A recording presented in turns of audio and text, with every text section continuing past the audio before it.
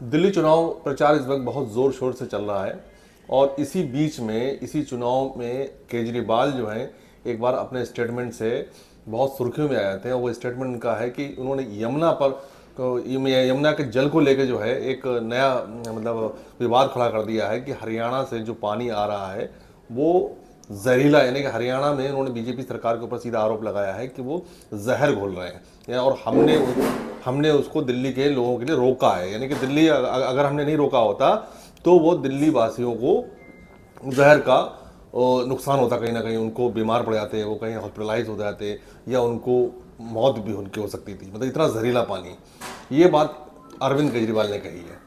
इसी को लेकर हम चर्चा करेंगे। हमारे साथ न्यूज़ 18 हरियाणा की सीनियर एंकर हैं, उनसे हम बात करेंगे कि ये जो केजरीवाल का स्टेटमेंट था वो हरियाणा के लोगों पर या हरियाणा सरकार पर क्या इम्पैक्ट डालता है, इस दिल्ली चुनाव में क्या इम्पैक्ट डालता है, या हरियाणा में कल, आज नहीं तो कल हरियाणा में भी चुनाव फिर से होंगे उसमें फिर आम आदमी पार्टी भी सरकार से चुनाव लड़ेगी, तो चुनाव वो किस आधार पर लड़ेगी। जबकि ये जो विवाद उन्होंने हरियाणा को लेकर उठाया है तो कहीं ना कहीं हरियाणा की जनता को भी कहीं हर्ट हुआ होगा, कहीं ना कहीं वहाँ के लोगों को कहीं ना कहीं तो इसका नुकसान मतलब हर्ट तो हुआ ही है। तो मैं इसी पर चर्चा करूंगा। हमारे साथ न्यूज़ 18 के हरियाणा की जो सीनियर एंकर हैं सुदेश नयन जी, उनसे बात करेंगे। क्या मतलब आप इसको किस परिप्रेक्ष्य में देखती हैं? देखिए इकबाल जी, बहुत गंभीर आरोप लगाए गए हैं। इससे पहले किसी भी राज्य में राजनीति इस स्तर तक नहीं गई है। जिस तरह का आरोप लगाया कि आपने हरियाणा ने जहर मिलाया है यमुना में, यमुना के पानी में जहर हरियाणा ने मिलाया है। अगर ये पानी वक्त रहते हम नहीं रोकते तो फिर नरसंहार हो जाता है। ऐसे ही शब्दों का इस्तेमाल अरविंद केजरीवाल की तरफ से किया गया, वो भी जब चुनाव है, दिल्ली में विधानसभा चुनाव है और पड़ोसी राज्य से, क्योंकि पूरी सप्लाई वोटर की उनके पास से आती है, तो दिल्ली निर्भर करता है अपनी प्यास बुझाने के लिए हरियाणा पर। और उस राज्य पर इतने गंभीर आरोप लगाना कि नरसंहार हो जाता, जहर मिला दिया हरियाणा ने। 2.5 करोड़ से ज्यादा की आबादी हरियाणा की, ना सिर्फ सरकार की बात है, लोगों को भी इससे तकलीफ हुई है, लोग भी इससे आहत हुए हैं। और आज प्रधानमंत्री नरेंद्र मोदी को आपने सुना कि तो हरियाणा के लोगों का अपमान है, आप बेबुनियाद आरोप लगा रहे हैं, घिनौने आरोप आपकी तरफ से लगाए जा रहे हैं। उन्होंने हरियाणा की संस्कृति के साथ भी इसको जोड़ा है कि हरियाणा की संस्कृति किस तरह की रही है। जहां तक बात है इम्पैक्ट की, तो हरियाणा के हमने बात की कि हरियाणा की राजनीति में उसका विरोध हुआ है, चाहे बीजेपी हो या फिर कांग्रेस हो, उन्होंने उसका विरोध किया है, प्रदर्शन हुए जगह जगह। एक सुर में हम कह सकते हैं कि सभी दलों ने मिलकर इस बयान का विरोध किया है।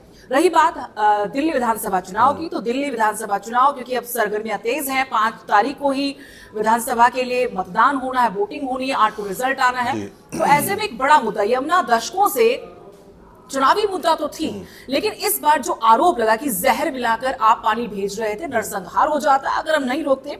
और इसको लेकर जो दावा किया गया था कि जल बोर्ड की सीईओ के लेटर के हिसाब से, तो उस सीईओ ने लेटर में लिखा कि आप इस तरह की बयानबाजी ना करें, आपके पड़ोसी राज्यों के साथ संबंध पर भी असर पड़ता है और ये आरोप गंभीर है, बेबुनियाद आरोप है।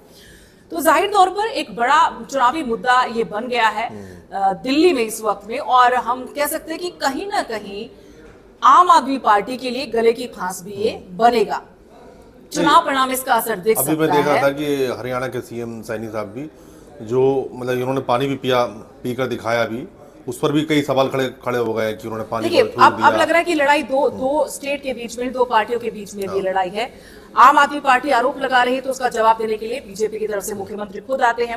मुख्यमंत्री से पहले राजीव जैन को हमने देखा कल ही, दहीसरा गांव सोनीपत का पड़ता है, वहां यमुना में जाकर पानी पी रहे थे, बता रहे थे कि देखिए ये पानी हमारे यहाँ से भी होकर गुजरता है, हम लोग भी पीते हैं और हम आपके सामने पीकर दिखाते हैं, तो इससे कोई मर नहीं जाता। आज मुख्यमंत्री गए, मुख्यमंत्री ने पल्ला घाट जाकर पानी पिया।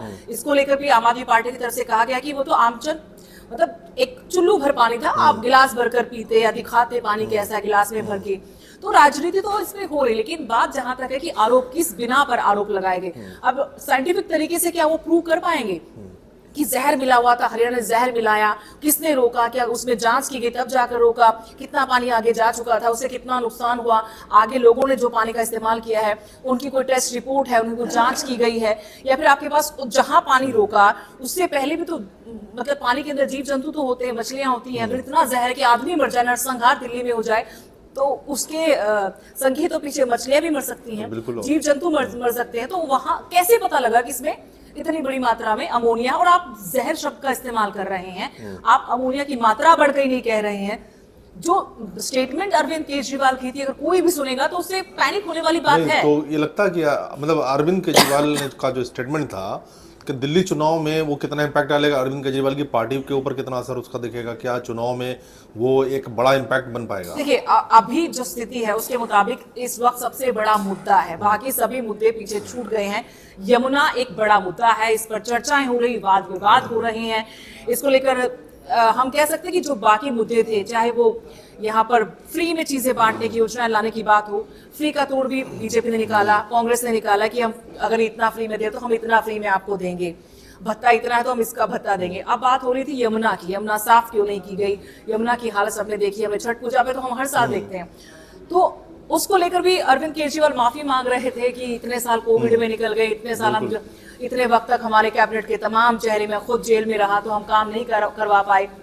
लेकिन 10 साल से आपकी सरकार है, 10 साल से ज्यादा वक्त से आपकी सरकार दिल्ली में है, तो सिर्फ माफी भर मांगने से काम तो नहीं चलेगा। नहीं, अरविंद केजरीवाल ने जैसे ये सवाल जो यमुना वाला खड़ा किया, इसमें हरियाणा को ही टारगेट क्यों किया, जबकि दिल्ली में भी बीजेपी के साथ उनकी सीधी फाइट है, तो बहुत सारे मुद्दे थे बीजेपी को लेके भी उनके साथ, तो हरियाणा ऐसे कई मुद्दे मुझे लगता है ऐसे थे जो आम आदमी पार्टी के ऊपर हावी थे, आम आदमी पार्टी के पास उनका जवाब नहीं था, क्योंकि जनता तो जवाब मांगती है आपसे। तो हो सकता है कि ये एक मास्टर स्ट्रोक खेलने की कोशिश की गई हो, उन मुद्दों से ध्यान डाइवर्ट करने की कोशिश की गई हो। बीजेपी के साथ हम कह सकते हैं कि देखिए, मुकाबला कोई माने या ना माने बीजेपी और आम आदमी पार्टी के बीच में है। कांग्रेस अपने अस्तित्व की लड़ाई, वर्चस्व की लड़ाई नहीं, अस्तित्व की लड़ाई यहाँ पर लड़ रही है। तो बीजेपी और आम आदमी पार्टी में से चुनाव होना है दिल्ली का, दिल्ली की जनता को तय करना है। आम आदमी पार्टी के पास इस बार बहुत कुछ उपलब्धियां गिनवाने को है नहीं, और हम जानते हैं कि जो लेमैन है, जो गरीब तबका है, झुग्गी झोपड़ियों में है, या फिर जो लोअर मिडिल क्लास लोग हैं, वो वोट बैंक आम आदमी पार्टी का है, तो उसका तोड़ बीजेपी ने अपने संकल्प पत्र के जरिए निकालने की कोशिश की है।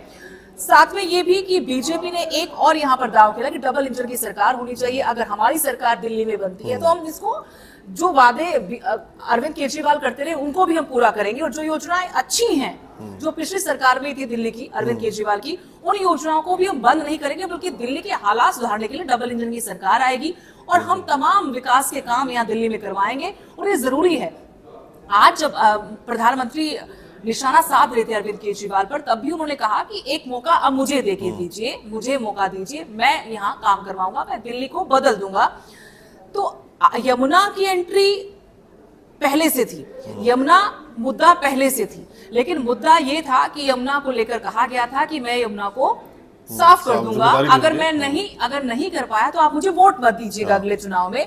तो बात यहाँ तक की माफी मांग ली गई, लेकिन यमुना में जहर हरियाणा ने घोला।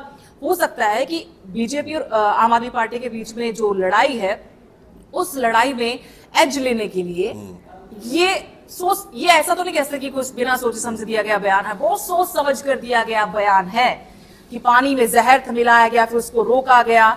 उसको लेकर मुझे लगता है बहुत तथ्यात्मक तरीके से फैक्ट्स। हालांकि कांग्रेस जो है इस बयान के कुछ और मायने निकाल रही है, जैसे उनका कहना है कि अरविंद केजरीवाल का बयान नहीं है, बल्कि उनके बयान बीजेपी ने दिलवाया है। ये बयान पर यहाँ देखिए ना, मैं पहले आपको बोल चुकी, लड़ाई दो बड़ी पार्टियों में है, आम आदमी पार्टी और बीजेपी में। उस बीच में रास्ता तलाशने की धुंधली कोशिश है, मतलब थोड़ी कोशिश कह सकते हैं कि कांग्रेस कर रही है, वर्चस्व की नहीं, हम अस्तित्व की लड़ाई लड़ रहे हैं, कांग्रेस का ये हाल है।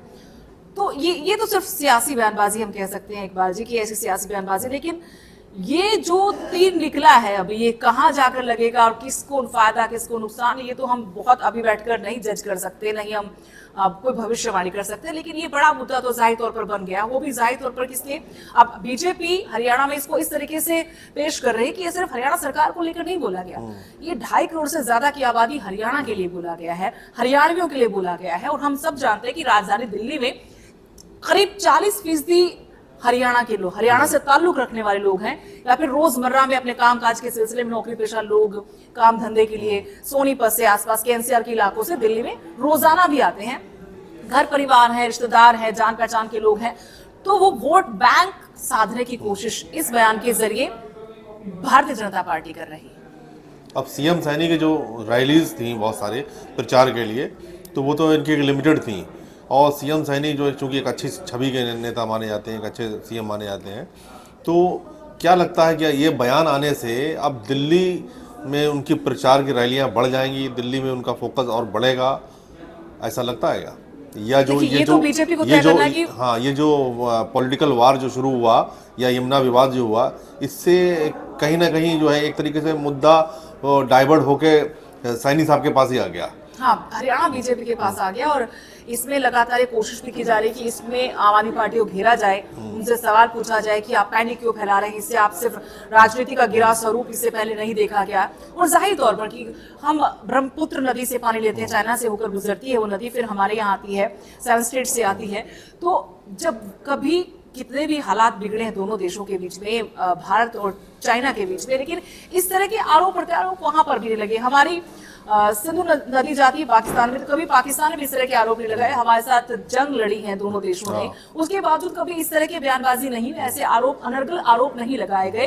बयानबाजी बहुत होती है, लेकिन इस तरीके के यही सबसे बड़ी बात है कि आपने भी कभी किसी राज्य में, अब कावेरी विवाद है, तो उस विवाद में भी कभी इस तरह की बयानबाजी तो नहीं आई कि आपने जहर घोल दिया या फिर आप पानी नहीं दे रहे, पानी कम दे रहे हैं, पानी दबा कर बैठे हैं। वो हरियाणा पंजाब के बीच में भी है, देश के कई राज्यों के बीच में नदियों का जल समझौता जो पहले था उसको लेकर विवाद है।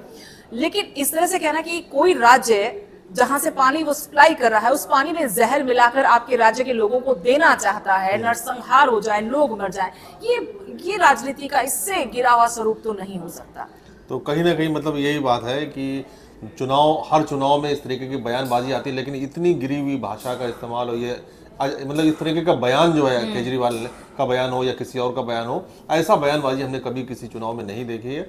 लेकिन कहीं ना कहीं लगता है अब चुनाव का दौर है तो ये बयानबाजी चलती रहेगी। ये विवाद चूंकि यमुना का जल विवाद पे आ गया है, तो मुझे लगता है चुनाव के बाद भी ये सारी चीजें जारी लेकिन रहे। इकबाल जी, लोग ये भी सवाल कर रहे हैं कि ये भी सवाल उठता है अरविंद केजरीवाल पर कि आप जब पानी की बात आती है, प्रदूषण की, यमुना की, तब हरियाणा पर बात डाल देते हैं। जब वायु प्रदूषण की बात आती है, दम घुटता है यहाँ पर सितंबर, अक्टूबर, नवंबर, दिसंबर के महीनों में, तब भी आप कहते हैं कि हरियाणा से पराली का धुआं आता है।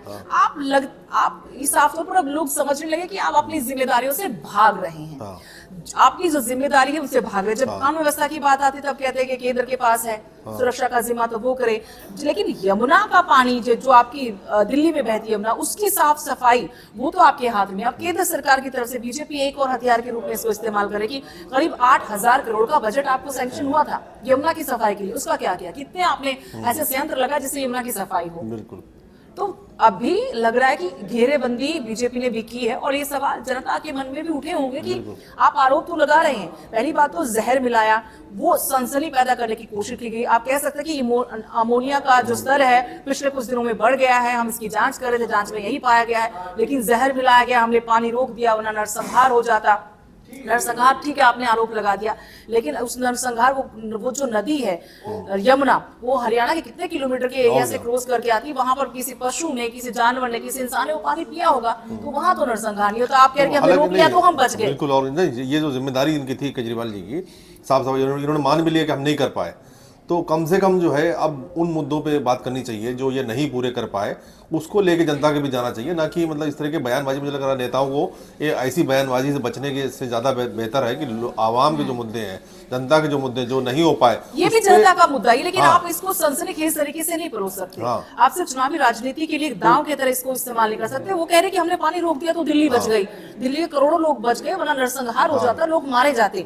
अब वो पानी पीछे से भी गुजर के आएगा, जानवर पीते होंगे, पशु पक्षी भी पीते होंगे पानी, मछलियां भी होंगी, तो वो या इंसानों के घर भी गया होगा, बहुत सारे जिलों से होकर गुजरती है, तो वहां पर निर्भरता पानी की यमुना पर ही हरियाणा के, तो वहां वो नरसंहार क्यों नहीं हुआ? अचानक कहां पे आके कोई जहर मिला दिया गया, किस पॉइंट पर आकर वो मिला दिया गया?